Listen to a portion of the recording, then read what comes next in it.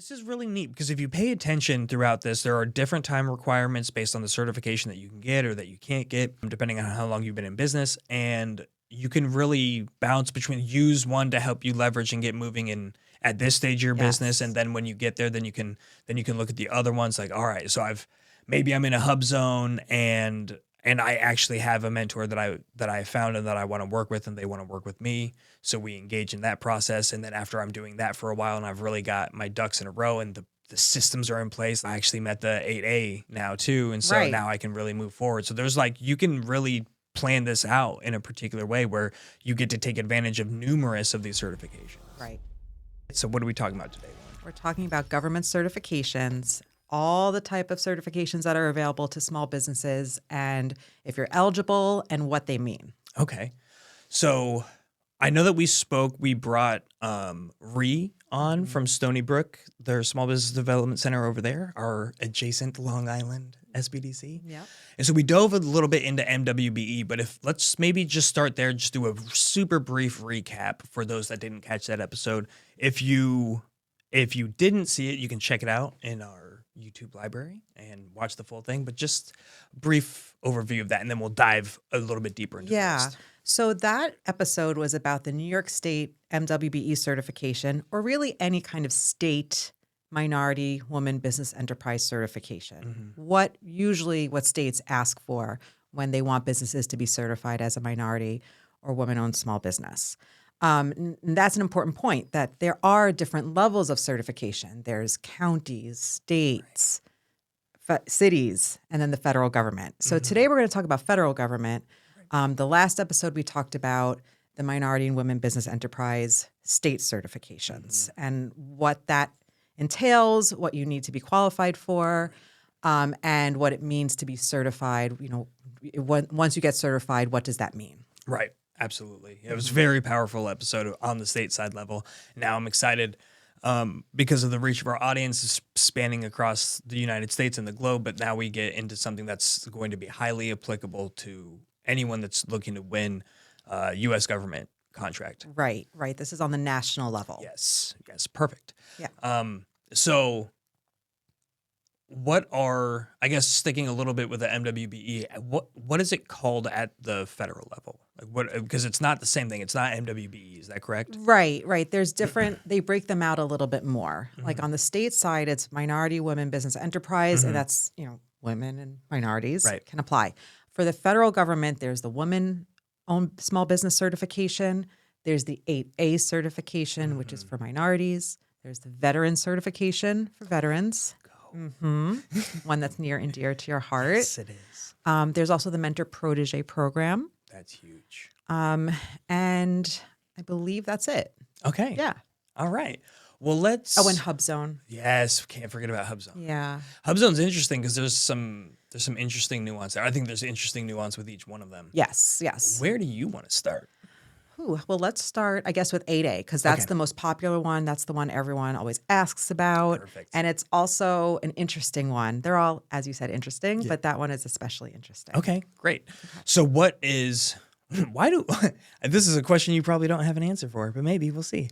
Why do all the other ones have nice fancy names and 8A is stuck as like a subsection of a paragraph inside of a legal? I don't know. It feels unfair. Yeah.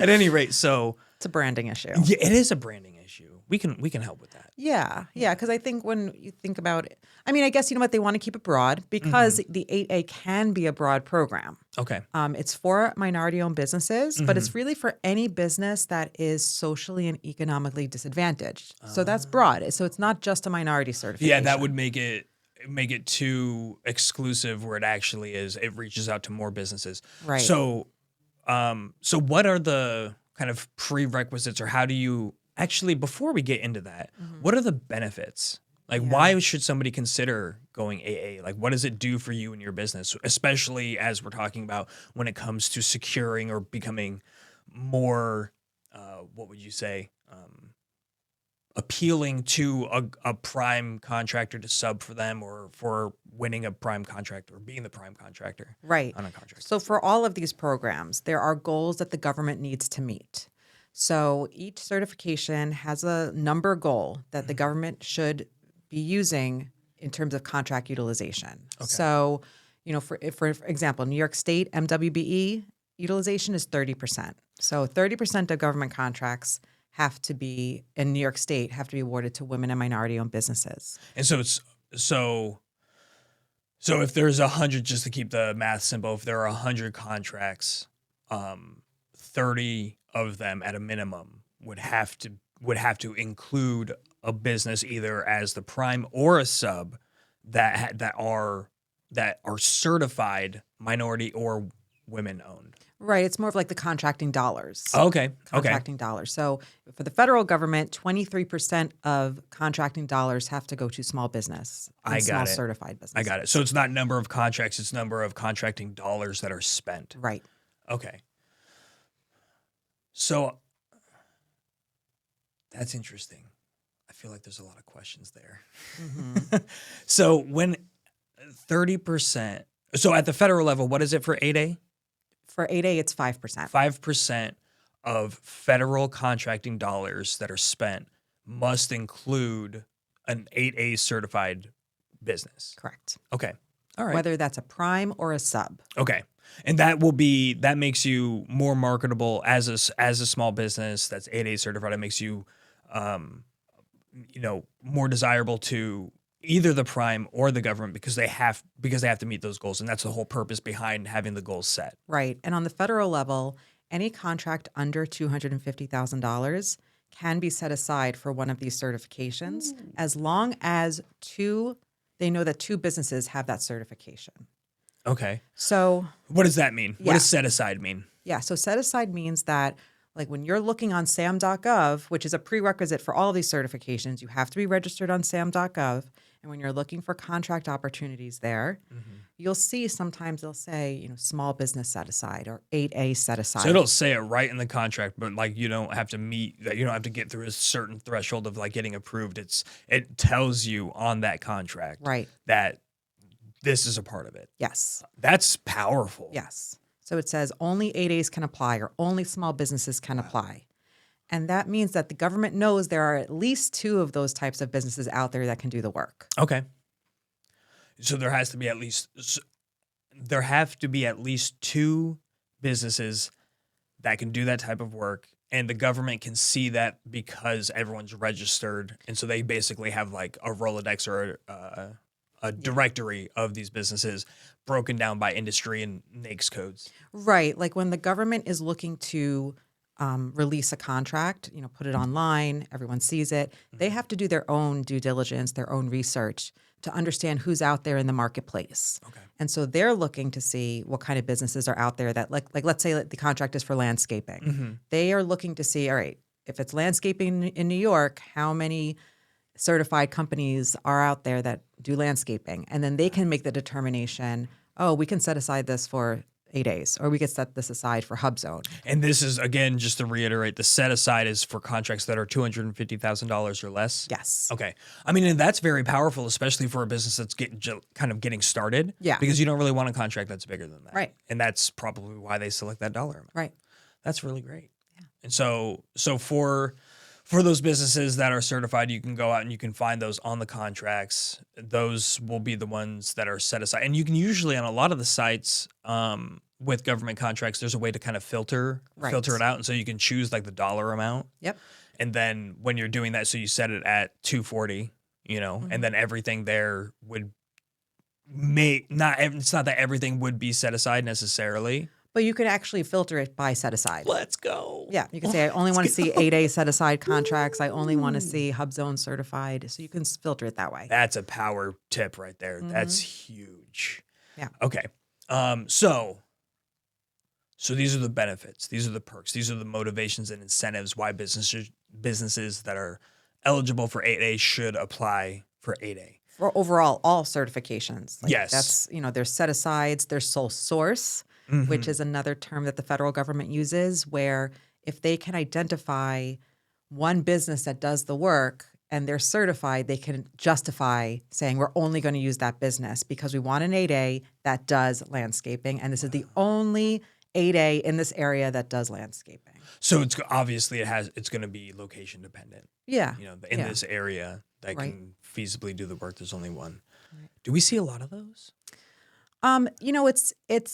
It happens for sure. Yeah. It's not, I would say, all the time. Robust. Yeah, but because there's going to be competition. yeah, But I guess the competition is decreased when you're in the certified pool. right. And so that sets you apart from the others.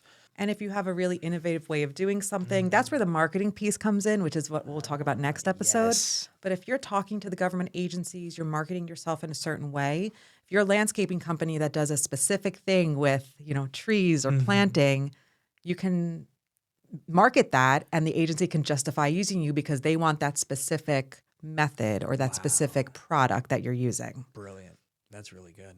So how does somebody know if they're eligible? Like, what are some of the eligibility or prerequisites for a business that's considering going out for their 8A certification? Yeah. Well, the SBA website, I just want to plug, is a great resource, and they list everything really in a straightforward manner. So I would definitely recommend going on the SBA website. But overall, for 8A, you have to be for all of these certifications, you have to be a small business. You have to be 2 years in business for 8A. So it's not for startups. And you have to be socially and economically disadvantaged. Ooh. So What does that mean? Economically disadvantaged means you have a certain income level that you have to be under. As the business or personally? Personal. Okay. Personal net worth and income. So personal net worth, I believe, is $850,000 or less right now. Income, I would have to double check, but it's under a certain level that you have to be, and that's all on the SBA website. Okay. But that doesn't include your primary household.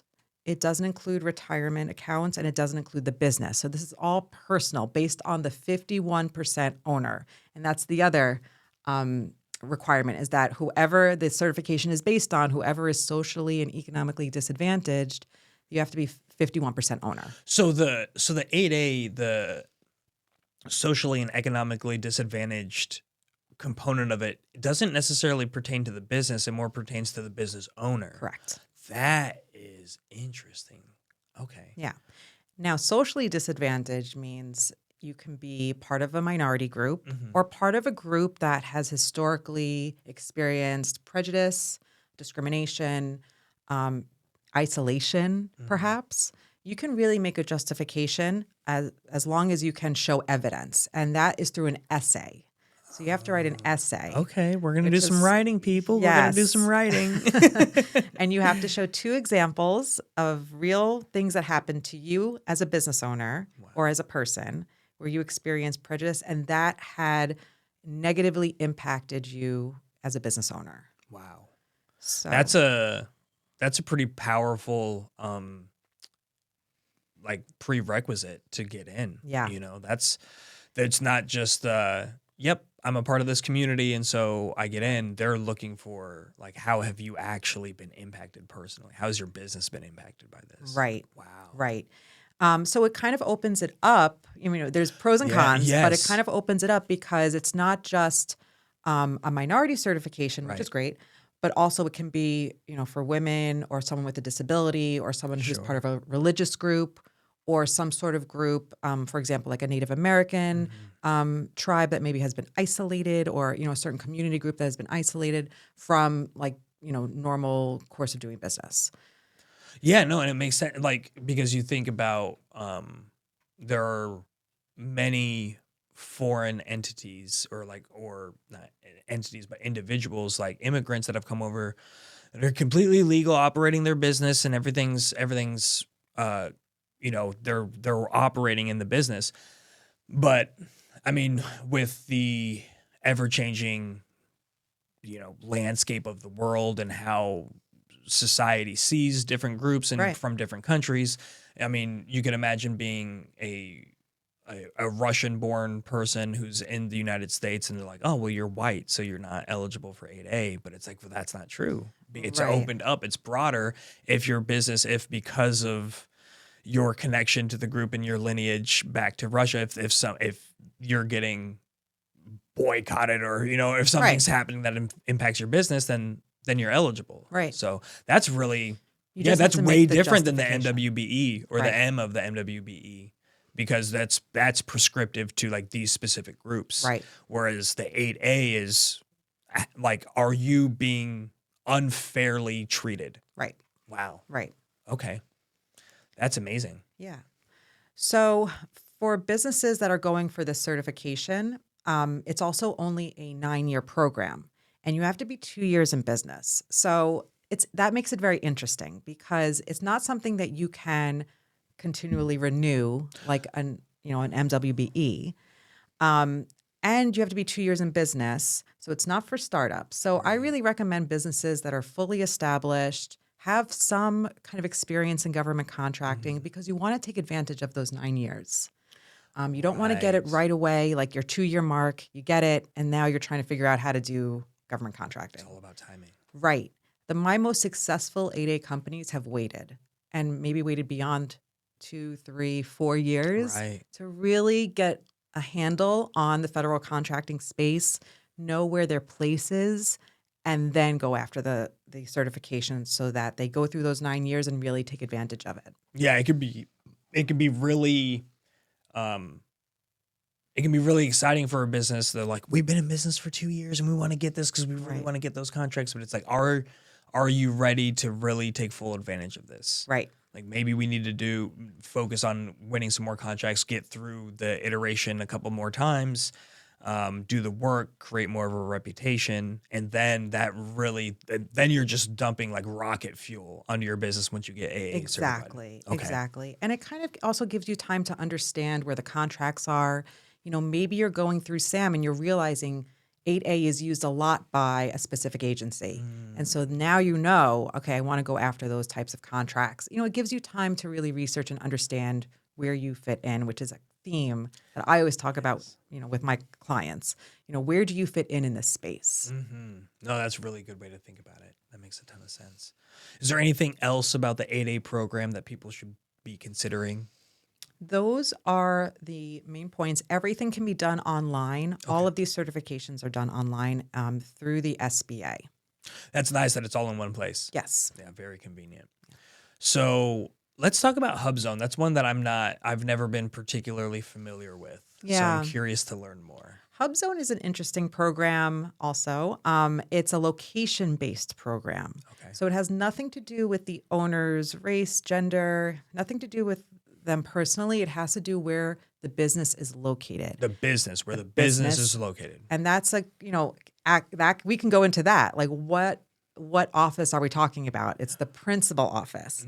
It can't just be something you open up quickly, and have it on the side. It has to be where the majority of your employees are working. Okay. So it's the principal office, and it has to be in an area that's designated as a hub zone. And hub zone areas change according to the census data. So this is wow. So you could be a hub zone 1 year and a hub zone not in a hub zone. I mean, it's going to be reassessed on a decade basis because that's when they do the census. Right. Okay. Right. So it can change. So you're good until you got 6 years. If you find yourself in a hub zone right now, you know that you're secure for another 6 years. Right. And the area you're living in. Like, for example, Williamsburg used to be all hub zone in New York. For those of our audience that doesn't know, Williamsburg, New York is now very different than it was maybe 20 years ago. And so you can see in your area if it's becoming more up and coming, if there's more people moving in, younger people with money, that will make the area change. And Williamsburg is no longer a hub zone. Right. So these are things to think about. And the hub zone maps are online. So you can search and experiment and see where you live and where you work. And and so you can search your address. It has to be in a low income, high unemployment area. Okay. So, and not only the thing that makes this certification interesting is not only does your office have to be in that neighborhood, on that exact street, wherever it is, 35% of your workforce has to live in a hub zone. Holy smokes. It makes it hard. So it goes both business location and specifically if you have multiple locations, the principal office location for the business. And then 35% of your employees have to live. And it doesn't have to be the same hub zone, correct? It just has to be a hub zone. Right. Wow. So you have to keep track of where your employees live. Holy smokes. You have to keep track if someone resigns or leaves the company, you have to replace them with that, a person that lives in a hub zone. Keep your percentage right. Right. Keep your percentage Right. right. And of course, there's like a grace period, of flux. If there's, if someone leaves and you have to take some time to figure that out. But you have to ultimately, within a year, because you have to recertify or reaffirm every year that you are still a hub zone. And I'm assuming the reaffirmation is going to include like a packet of information. That's Right. Like here's my employee's location. Here's my employee count. This is their addresses. Right. Okay. Right. Like you're affirming that nothing's changed, or if something has changed, you're showing them you still are eligible for the program. Okay. I know. So government contracting, there's so much to do. There are so many availabilities for work in different sectors and different niches. A lot of times people get wrapped around the construction side, but there are marketing opportunities, and there are so many different things that you could do. I think when I'm thinking about the hub zone, this is all gearing towards the question of like a solopreneur or like a single owned business, like a single member LLC that's getting started, but they're highly proficient in, I don't know, maybe doing advertising in this, and a government agency is running a campaign, and they want additional help with advertising for this program that they're launching. Yeah. For that person, if they're operating from their home and they're a single person, does all of that information still applies? They have to, because their home is their business, right, and their address is their home. Yeah. And so as long as that exists in a hub zone area, right, then they would be good. Yeah. Because they would be 100% living, working in a hub zone. Right. Okay. Wow. If it's just one person. Right. So you solopreneurs out there. Yeah. Like it's a lot less to track. Right. Right. And then even if you bring on another person, you're still 50%, even if they're not in a hub zone. So yeah, there's a lot to think about there. Yeah. Yeah. Right.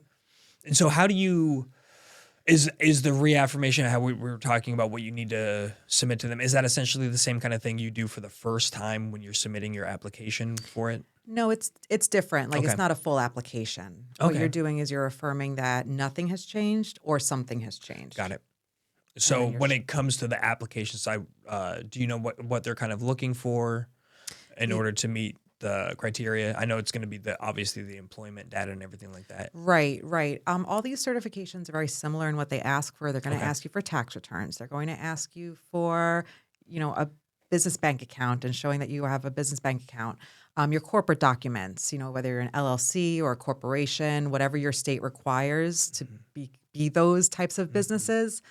You have to have those documents to upload to the portal. Are there restrictions on business formation types? Like, so you could be sole proprietorship, and you could still be eligible. Correct. You just have to have, that's the bottom baseline. Okay. Yeah, you have to have a registered business. And then whatever the certification requires. So for hub zone, they're going to ask you for your location, a proof that you're in a hub zone with your employee information, their addresses, proof that they actually live there, perhaps like a driver's license, something like that, some sort of government document showing that they live in that area. Okay. No, that's great. That seems probably the most simple of the bunch. Just as far as like you're not having to write an essay to justify these things that have happened to you in the past, and so it's just really based on the location. Right. It's more difficult, I would say, in that you're keeping track of where everyone lives. If you have multiple Did you move? Right. We need to know.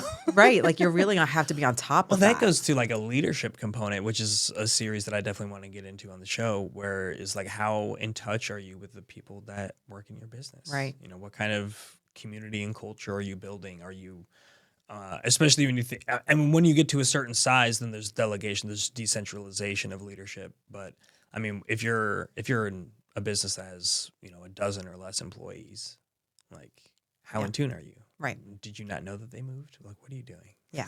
Right. Right. Yeah. Okay. It's all keeping track of that. Yeah. So anything else on the hub zone? No. Okay. That's it. Fantastic. What do we have next? We have the Woman-Owned Small Business Program. Ooh, another interesting program. All of these programs are so interesting because they all have nuances to them. Women-owned small business or economically disadvantaged women-owned small business. There's two different certifications? Two different certifications. Okay. They're the same application, but you qualify for one or the other depending on your NAICS code. Interesting. So you can't have both? No. Okay. And so the NAICS code, you have to know your NAICS code. Yes. And your a NAICS NAICS code code is your code, your industry code. right. It's what it identifies what you do. It's your And service or product. it's really easy. If you're already in the government contracting space, you obviously know this. If you're on the outside kind of peeking in, seeing if this is for you. Honestly, one of the things that I do very frequently is I just Google it. I Google like the type of business, the client that I'm working with, and I just Google that, and then I'll do like landscaping NAICS code, and then it pulls up some variations of different options depending on it. And so it can get really nuanced into the type of service that you're providing with a specific, I think it's like a 6-7 digit code, something along those lines. Yeah. Right. Okay. Right. Yeah, but it's really easy to look up and to figure out. Yes. And so this certification is really NAICS code dependent. Okay. And so what that means is that you have to have an industry code that the women-owned small business or economically disadvantaged women-owned small business recognizes. So some NAICS codes are not going to be part of this program. So if you're in a certain industry, you may not be eligible for this program, even if you're a woman-owned small business. Dang. Okay. And is that something you can look up through the SBA website? Yes. It's all on the SBA website. And since this is very NAICS code dependent, they want your primary NAICS code in sam.gov when you register as a vendor to be identified as that NAICS code. Right. So everything has to match. Your sam.gov profile with the NAICS code has to match the NAICS code you're applying for in the Women-Owned Small Business Program. That makes sense. And that actually brings me back to a question that I forgot to ask earlier, or a point that I wanted to make earlier was you were talking about businesses have to meet the small business prerequisite, like the definition of a small business for their industry when they're considering applying for different certifications.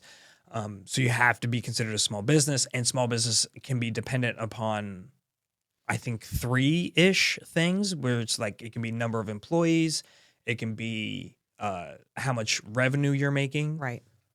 Yeah. I think that's it. That's it. It's just the 2. Yes. Yeah, so it's just 2 things. Yeah. And so that's something I know that that's really easy to look up through the SBA website. I've done Right. that a bunch, where you just put in the NAICS code for where you're operating, and it will tell you. Sometimes it's not even both. Right. Right. Right. Okay. It's I wanted to dependent confirm on that's It's right. depending on the industry. Yes. And so you look up your NAICS code, and if it only pulls up a revenue amount, like 8 point, and they're crazy high. Yes. Like, well, I mean, I don't know of- across the board, but No. from what I've seen, every single NAICS that I've looked up when it comes to the revenue, the annual revenue that the company makes, and you have to be below that. I'm like, it was landscaping was like $8.4 million a year. And I Yeah. was like, you guys are safe. Like, Yes. that's incredible. Yeah, a lot of people will qualify as a small business, just Right. revenue or employees like under 250 employees, right? You know, like that's a small business. That goes back to the stat we talked about on a previous episode, whereas the 99.9% of businesses in the United States are small business. Right. And when you start to understand this and how they define it, that's why it's hard to define what is a small business, because it's different per industry. Yes. And it's very broad. And yeah, even with the industries, the standards are relatively high. Yeah. Like I don't think there's a single small business a NAICS or an industry that's like you have to have 10 or less people to be a small business. Right. Like that's not a thing. No. It's way higher. Yeah. That's good. Yeah. It keeps the window open for you for a longer period of time to take advantage of the small business, the different advantages and programs and things like this that are out there. Right. So for this program, for the Women-Owned Small Business Program, you're just going to look up there's a table on the SBA website that has all of the NAICS codes that qualify and what program. Is it economically disadvantaged or is it woman-owned small business? And you can apply for that program through the SBA. Will there be industries that it's eligible for both? Like not where you could be certified in both, but I'm thinking of a woman that owns her own business, and she's in one of the NAICS codes, but she's not economically disadvantaged. Like, are there industries where it's eligible? Like, you could, if you're not economically disadvantaged, you could still get the women's side, or is it only one per industry? One per industry. Ooh. Yes. Ooh. So you have to look. Curveball. Yes. And so if you're not economically disadvantaged and that's the only one that's available for your NAICS code, you can't apply. Wow. Yeah. Sad panda. Yeah. So I know it's a very, like, all of these have their little nuances, right? Yeah. And so that's the nuance of the That's good to know. small business It's good to know going into it. Yeah. So you can go to the SBA and check that out. Yeah. And it's pretty easy to navigate the website, so you should just be able to find the WOSB. Right. And then Very easy. Yep. Okay. Perfect. Yeah. Mentor-Protégé. Yes, Mentor-Protégé. Mentor-Protégé. I didn't even know that this existed until I started working for the SBDC, and a client brought it up to me, and I was like, I don't know what you're talking about. And so, but Relatively new. Yeah, It's relatively new. yeah. So what is it? This is something that I always have to be. I always have to be the downer for this program. not because the program is bad. It's because people think that this is a program where you enter and you're matched with a mentor, and that is not the case. That's right. You know, it's the way it works is you find your own mentor and you enter into an agreement with them so that they can participate in small business contracts that you qualify for, and you can use their resources as a large business to work on contracts. Wow. So that's what the agreement is in place for. Okay. So you have to have a good working relationship with this mentor or the protege, whatever category you qualify for. And you have to trust them. You have to know them because you're going to be working on contracts with them. Right. So it's up to you to find them and to work out that agreement that you then submit to the SBA for approval. This goes to the power of networking. Right. Going out there and actually meeting people, establishing relationships. That's the only way that you're going to get this done through your current network. And if in your current network you don't have somebody that fits that bill, then you gotta meet people. You gotta get out there. Right. So what do you know? What the what are the requirements to be on the mentor side? Like, does your business have to meet certain criteria to be accepted as a mentor? It should be a large business, so not a small business. Oh. A large business with good standing with the government. Okay. You know, that they don't have any kind of, issues with paying taxes or performing on contracts. They have to be in good standing. But that's pretty much it. It just has to be a small business and a large business coming together, making an agreement on what they're going to do moving forward and government contracting together. Okay. And would that be, are you restricted in that program to only doing contracts with your mentor, or can you you can still seek any other contracts that you want outside of it? Right. Okay. So it doesn't close you off to anything. No. That's powerful. But the biggest restriction that people need to keep in mind is that it's not a matchmaking program. Right. Okay. Right. There is that misconception. And are there any sort of eligibility requirements outside of like meeting the small business standard size and revenue requirements for your business for the protege side? No, you just have to be a small business in good standing. Wow. Yeah. Is there time? There's no time in business requirements. No. This is really neat because if you pay attention throughout this, there are different time requirements based on the certification that you can get or that you can't get, depending on how long you've been in business, and you can really like kind of bounce between, use one to help you leverage and get moving in at this stage of your business, and then when you get there, then you can look at the other ones like, all right, so maybe I'm in a hub zone and I actually have a mentor that I found and that I want to work with, and they want to work with me. So we engage in that process. And then after I'm doing that for a while and I've really got my ducks in a row and the systems are in place, like, all right, I actually met the 8A now too. And so now I can really move forward. So there's you can really plan this out in a particular way where you get to take advantage of numerous of these certifications. Right. Yes, absolutely. What is the I guess does the SBA have a role? Why is the SBA involved, I guess, in this at all when it comes to the Mentor-Protégé Program? What do they do? Like if you go there and I got my big buddy and we're going, and then I'm a small business and we're going in together and we go to the SBA and we tell them that, like, why do I need the SBA? Why can't I just work with this person? Like, what happens from the SBA side? Well, the SBA you have to come to them with an agreement in place that you identify, the terms of the agreement between the relationship between you and the mentor and protege. So the SBA is approving that agreement. And what this allows you to do is, as a small business, you can go after a small business contract with your mentor.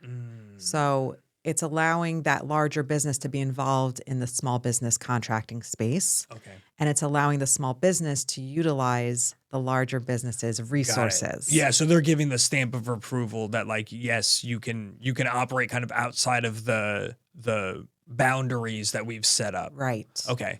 Right. Wow, that really is powerful. Yeah. It's really starting to question SBA's role there. Yeah. They're approving these. So Yeah. their role here is to certify, to approve. Okay. So that, that's their role. Our role as the SBDC is to guide and help through the certification process. Absolutely.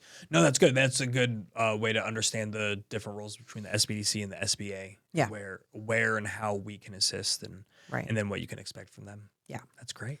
Now, the final one that we're going to talk about is veteran. Let's go. So I can interview you. That's this guy. So tell me about the veteran certification. I don't know anything. Federal about government. I'm just the guy over here. Yeah. No, so the veteran side is very interesting, and I of course much about this space as well. So feel free to jump in and fill any gaps that I'm leaving out. Mm-hmm. So there are less. I always want to go to hierarchy, but that's not the right way to think about it. There are less echelons for you to get certified upon than there are some of the other ones when it comes to federal, state, and things like that.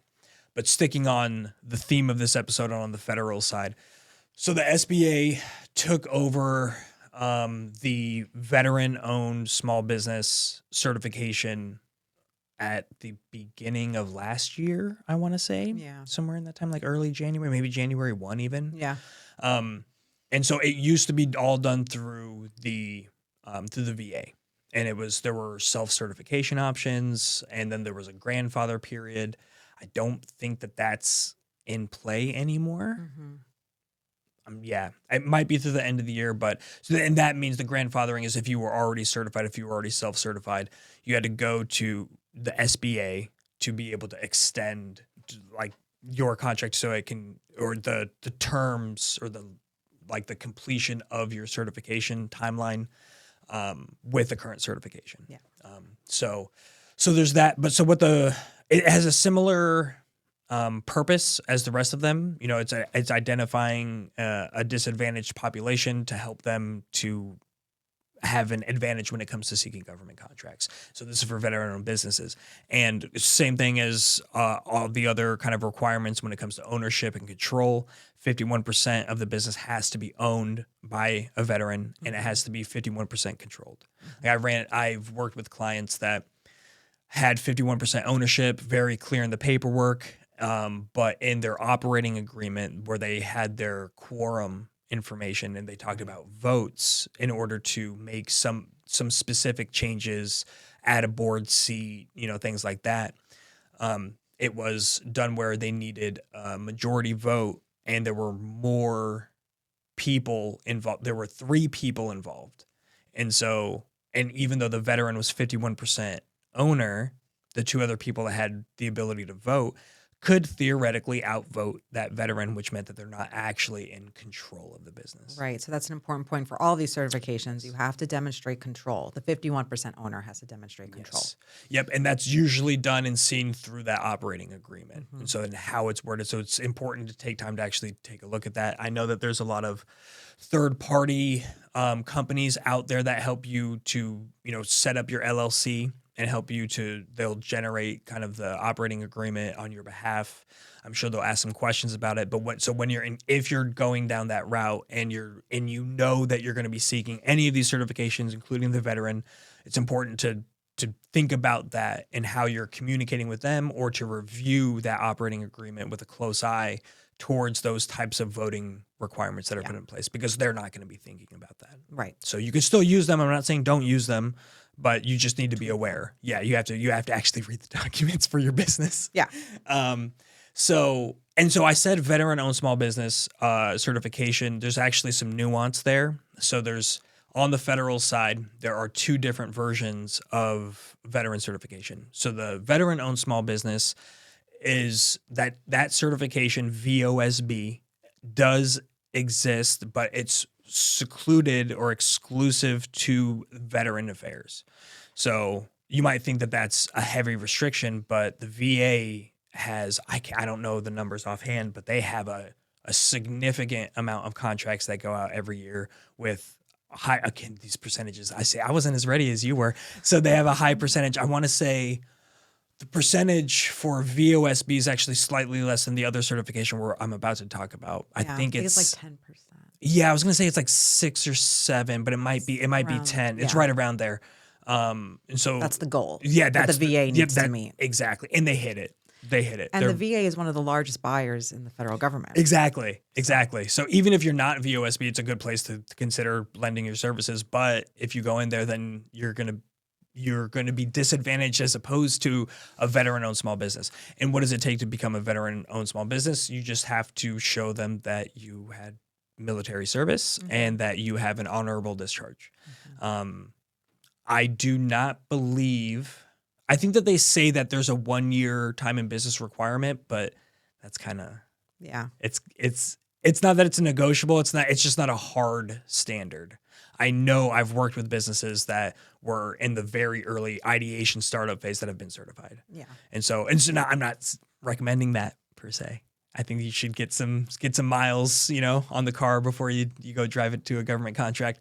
But you can do that, and we're here to help.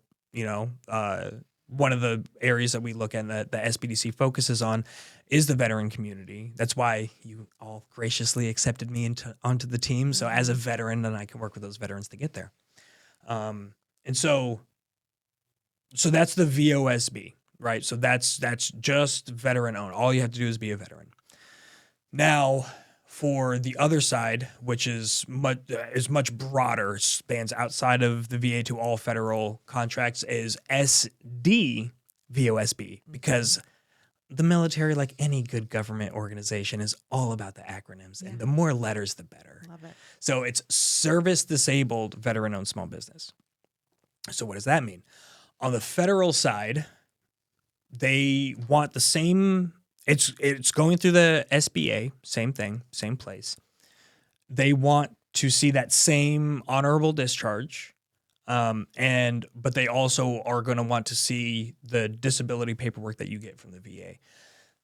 Interestingly, you might say, well, what percentage do I have to be? For the veterans out there, you know exactly what we're talking about. We all have our own disability percentage rating that gets done through the VA and through CMPE evaluations. And for the SBA on the federal side, it is 0% service disabled. What does that mean? Yes, it's very interesting. So I'll try to make this clear through some of my own disability. So I'm 90% a service disabled from the military. And I have, I don't know, like a list of like 27 different things that I requested to be rated for. So I went through, an evaluation with the specialist per different problem that was caused from the service connected disability. So that's another component of it. So you can, when you get your evaluation done, they'll mark things as like, yeah, there's a disability here, but it's not service connected. Okay, so those don't count at all. It has to be service connected, which means, it has to, the root cause of the problem had to happen because of your service. It doesn't mean you have had to deploy to a combat zone. It doesn't mean any of that. It just means from your service, this caused this physical problem with you. Now, when I go through my list of all of these different ailments, there'll be ratings of like 30%, 50%, 10%.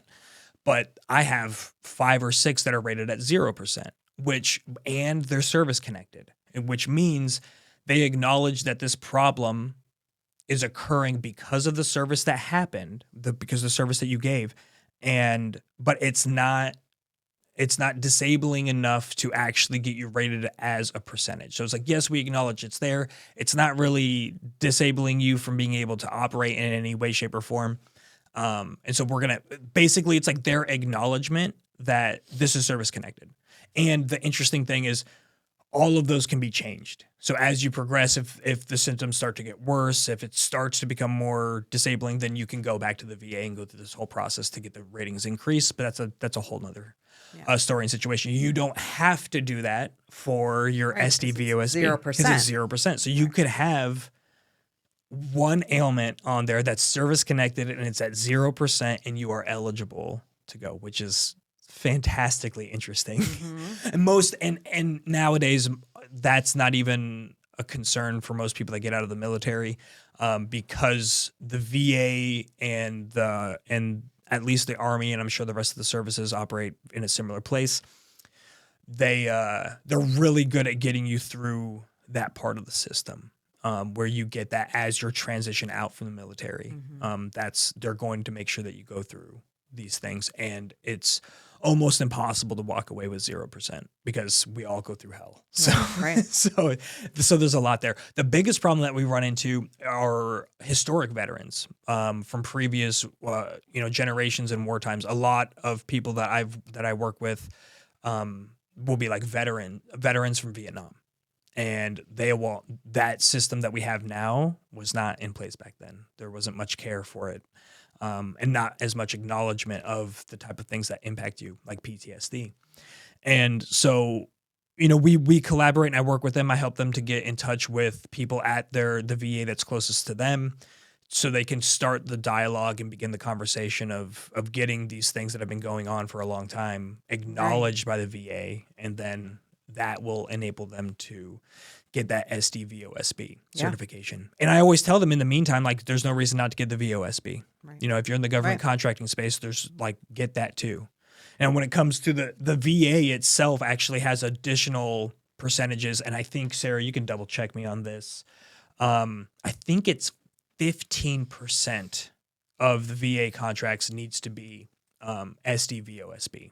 And so it's a higher, so that even the VA gives a larger preference towards those service disabled versus just the veterans. But you still on either bucket. And everything that you talked about before when it came to the set aside contracts and the sole source contracts, those are all there for the veteran certification as well. And then on the federal side, oh Lord, I can't remember what the percentage is. 3%. Is it 3%? Yeah. So 3%. Yeah, I always get the state, New York State, and the federal mixed up. Yeah. New York State's 6% goal when it comes to the government dollars. Is that correct? It was 15. Just for the VA. One moment, please. But yeah, so it's maybe hard to find the VA one. So everything that's coming up is still for the state. Oh, okay. Yeah, I'm pretty sure I've seen it before. I'm pretty sure it's 13 or 15%. It's in the teens. Yeah. It's in the teens.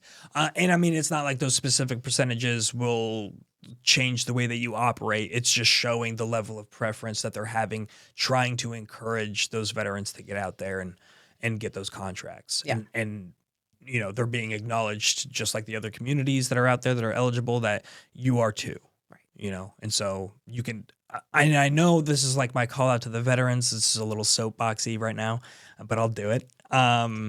We oftentimes we don't like to celebrate our service. We actually don't. Most people that I know don't. It's not that they don't like being thanked for their service by people. It's just that they don't. It's like too much. And they're like, thank you. And they're like, I don't know how to respond and things like that. It can be an awkward situation, but it's always appreciated, but, on that same kind of theme and thought process and mindset, a lot of veterans don't like to use their veteran status to gain advantage. Yeah. And I say, you absolutely should. There's no, when you're thinking about your business at the end of the day, think about what you're trying to build. Think about if you're trying to build a legacy for your family, if you're trying to make the business successful and support your family that way versus going the route of employment. If there's something out there that can help you to do it, that can help you get the wheel spinning, take advantage of it. Yeah. You earned it. We did the service, and there's so many people, I never deployed to a combat zone. And so for all the people that did, and you went through hell and back, And so like take advantage of it and reap the opportunities, because it's not like it's guaranteeing you contracts. You still have to compete. I think that's an important thing to think about. You're not just given handouts. Right. It's just given another opportunity to compete at a higher level than you would be otherwise. Right. That's a really important point that we talked about with our MWBE episode, is that these are programs that will help you gain access to certain levels of contracting, but you still have to compete for the contracts and win the contract and perform. Like, Yes. there's all these different steps. Oh my gosh. So, this is not a handout program. It's something that will help you, but you ultimately have to perform the work. Absolutely. One thing we didn't mention, which we kept saying small business, and a question I always get is there a small business certification? And there isn't for the federal government. You are automatically determined to be a small business as long as you meet those revenue and employment criteria. You have under a certain amount of employees, or you have under a certain amount of revenue. So there is no certification. You don't need to get some approval before you apply for these programs. Right. No, that's good to know. Yeah. Yeah, I know that there have been some questions floating around out there. Is there SBE certification? I'm like, Right. What are you saying? Just Yeah. for being a small business? And it's a fair question to ask, because there are so many programs out there and they're so robust and there's so many opportunities, but there's not a specific certification. There are advantages, because I believe that the federal government has a portion of their budget that they have their own goal Right. for getting small businesses the contracts. Right. And so just innate, it's actually beautiful, because you don't have to do anything. Right. You just have to be a small business. And you have to be registered in SAM. You have to be That's it. registered in SAM. I found it. Let's go. It took me some time, but I found it. So this said for the fiscal year of 2023, the VOSB goal is 17%. Wow. I was way off. Let's go. So VOSB, that's good, because a lot of people look down on it when I talk to them about it, because they immediately hear the restriction of it's just the VA. I'm like, it's not just the VA. It's the VA. Right. Like they're everywhere. Yeah. And so you don't even have to stick just to your location, like just to like the one spot or the one agency. They're all over the United States. And then this is the CRS reports from the .gov website. So it said in recent years, the VA has awarded a higher percentage to VOSBs than the goal as well. There you go. So their goal is 17, and they've been outstretching. Mm-hmm. They've been outpacing that. So Yeah. that's huge. That's a giant number. Yeah, definitely. And did you see anything for the SDVOSB within the VA specifically? I wonder how that works, because it's crossover, because the VA is a federal agency, and there's the federal goal of 3% for SDVOSBs, but I think the VA itself as its own agency has Yes. a different internal goal Yes. to it, and it should be higher. I believe it's higher than, This but says I might be wrong. This says for the fiscal year, this is in 2019 though. That's fine. So this says VA seeks to award at least 15% of its total contract dollars to SDVOSBs Okay. and at least 17% to VOSBs. Hey, I had it flipped around. So Yeah. there's more, they're creating more room for VOSBs, which actually, if you think about it, like kind of tactically, that makes sense, because VOSBs don't have anywhere else to go. Right. And so they know that the SDVOSBs can go across any of the federal agencies. Yeah. But the VOSBs can only go through them, so they give them a higher treatment. I don't know if that's their actual justification for it, but that's what I'm going to say it is. Yeah. Awesome. So are there any kind of last thoughts that you have for businesses that are considering any of these types of certifications, what they need to be thinking about? Kind of what would you say somebody's next step could or should be? I always think it's good to talk to an advisor, like from the SBDC or SCORE or any of the SBA partners, to just kind of sketch out a strategy, as you were saying, which certification should you go through first? What kind of documents do you need? Usually a partner organization of the SBA can review your application for you before you submit. So you just want to have someone in your corner to help you go through this process. 100%. And the beautiful thing is that all of these resource partners from the SBA are free. Yeah. And so we're here for you. We're full-time, free, totally confidential. We got your back. Yeah. And occasionally they bring people like me in Yes. to help out those veterans with veterans. Absolutely. But then, and the amazing amount of other of the experience at each SBDC office is just, it's powerful. Yeah. You know, we have people here at the Farmingdale office on Long Island. We have people that have a vast amount of, like yourself, a huge amount of experience and wealth of knowledge when it comes to government contracting and procurement. We have people with decades-long experience with banking, and people like Pierre who are just going to go above and beyond. Above and beyond is like below what he does for his clients. It's truly impressive. Yeah, so it's a great organization, and like I said, it's completely free, which is insane. Yeah. And all you have to do is register. Absolutely. Yep. Cool. Thanks, Lauren. Okay. Thank you.